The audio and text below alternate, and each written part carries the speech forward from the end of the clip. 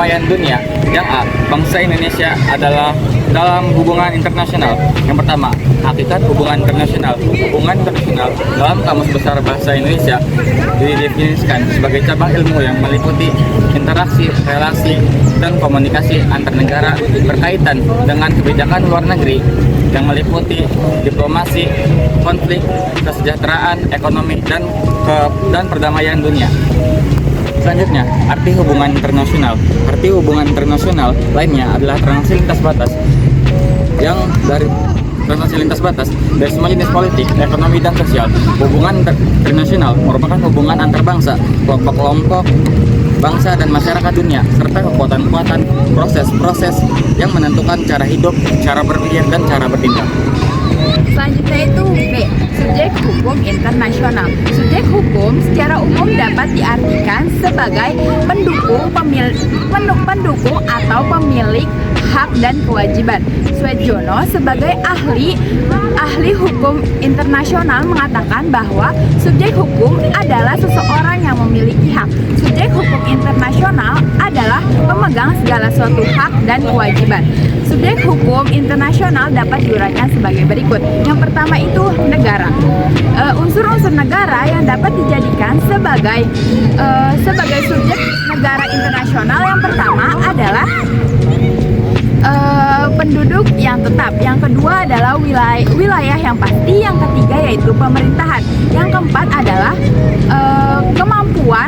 kemampuan untuk mengadakan hubungan dengan negara lain. Yang kedua, tata suci Vatikan.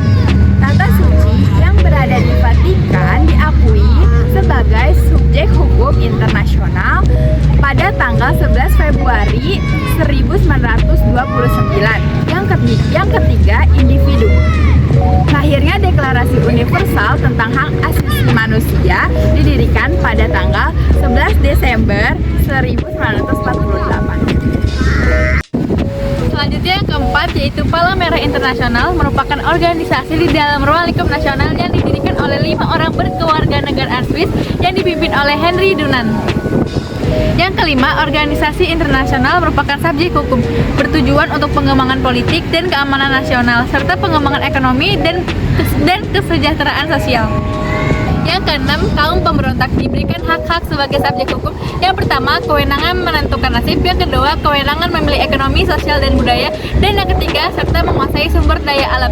Syarat-syaratnya yang pertama yaitu memiliki angkatan bersenjata. Yang kedua, peperangan berdasarkan hukum. Yang ketiga, kapal perang sah. Yang keempat, perselisihan di laut harus dihormati. Yang kelima, menguasai teritorial. Yang keenam, mempunyai manajemen yang baik. Dan yang terakhir, bersedia melindungi negara. C. Faktor terjalinnya hubungan internasional. Tiap-tiap negara memiliki hak untuk menjalin hubungan internasional antar negara. Terjalinnya hubungan internasional antar negara dipengaruhi oleh dua faktor. Yang pertama yaitu faktor internal dan yang kedua adalah faktor eksternal. Nah, faktor internal ini merupakan faktor yang terjadi di dalam negeri. Aspek-aspek faktor internasional yang pertama adalah kekhawatiran dengan adanya ancaman yang terjadi di dalam negeri, seperti kudeta terhadap kekuasaan tertentu. Yang kedua, timbulnya rasa khawatir terhadap adanya ancaman yang terjadi di dalam negeri, seperti intervensi dengan negara lain. Nah, yang ketiga, keterbatasan dalam memenuhi kebutuhan dan kepentingan nasional. Yang keempat, adanya keinginan untuk meningkatkan kesejahteraan nasional. Yang kelima, adanya keinginan untuk membuka hubungan politik dengan negara lain. Dan yang terakhir yaitu adanya keinginan untuk mendapatkan dukungan dari negara lain. Selanjutnya adalah faktor eksternal, yaitu faktor yang terjadi di luar negeri. Nah, yang pertama, adanya perbedaan penguasaan ilmu pengetahuan. Yang kedua, adanya perbedaan kondisi satu negara berbeda dengan negara lain, yaitu perbedaan sumber daya alam, sumber daya manusia, jumlah penduduk, serta iklim dan cuacanya. Dan yang terakhir yaitu rasa tanggung jawab seluruh warga dunia untuk mewujudkan kehidupan dunia yang tertib, aman, damai, secara adil dan merata. 2. Pelaksanaan hubungan internasional Indonesia. A. Dasar hukum pelaksanaan hubungan internasional Indonesia. Yang pertama, sila kedua Pancasila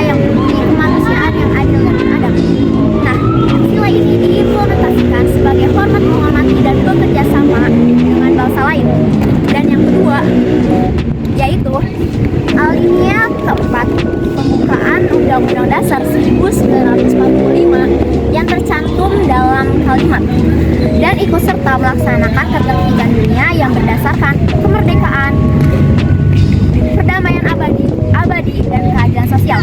Nah, yang mana ini menjadi landasan keikutsertaan Indonesia dalam pergaulan internasional.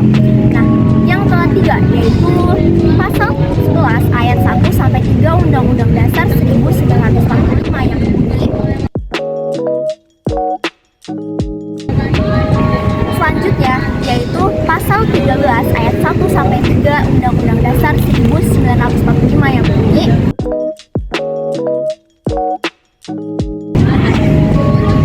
nah, yang kelima yaitu Undang-Undang Nomor 34 Tahun 1999 tentang hubungan luar negeri. Dan yang terakhir yaitu Undang-Undang Nomor 24 Tahun 2000 yang tentang perjanjian internasional. Nah, undang-undang ini mengatur cara-cara perjanjian internasional dengan negara lain. Selanjutnya yaitu bentuk hubungan internasional bangsa Indonesia. Hubungan internasional bangsa Indonesia telah dilakukan setelah proklamasi kemerdekaan bangsa Indonesia pada tanggal 17 Agustus tahun 1945. Berbagai hubungan internasional seperti hubungan bilateral, multilateral, dan regional. Sebelum itu, apakah kalian sudah tahu apa itu hubungan bilateral? Nah, kalau belum tahu, hubungan bilateral adalah kerjasama antar dua negara. Hubungan bilateral dapat dilakukan dalam berbagai macam bidang. Contohnya yaitu dalam hubungan diplomatik, pendidikan, perdagangan, dan kebudayaan. Nah, adapun contoh dari hubungan bilateral yang sudah dilakukan oleh bangsa Indonesia. Yang pertama yaitu hubungan bilateral Indonesia dengan Jerman. Hubungan bilateral Indonesia dengan Jerman berfokus pada bidang ekonomi dan dimensi yang mereka pakai yaitu multidimensi, sehingga tak hanya terbatas pada sektor perdagangan dan investasi.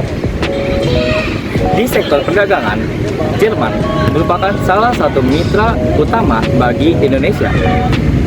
Barang unggulan dari Indonesia yang dikirim ke Jerman yaitu kelapa sawit dan mebel. Dan barang yang dari Jerman yang didatangkan ke Indonesia, contohnya yaitu kendaraan bermotor. Selanjutnya, yang kedua, ada hubungan Indonesia dengan Singapura. Hubungan Indonesia dengan Singapura berlangsung dengan cukup baik. Hubungan bilateral Indonesia dengan Singapura berfokus pada fasilitas, yaitu Indonesia dengan Singapura bekerja sama untuk membangun 3 jembatan. Selanjutnya yaitu hubungan multilateral. Apakah kalian sudah tahu apa itu hubungan multilateral? Nah, kalau belum tahu, hubungan multilateral itu adalah hubungan yang di dalamnya bekerja sama lebih dari 2 negara.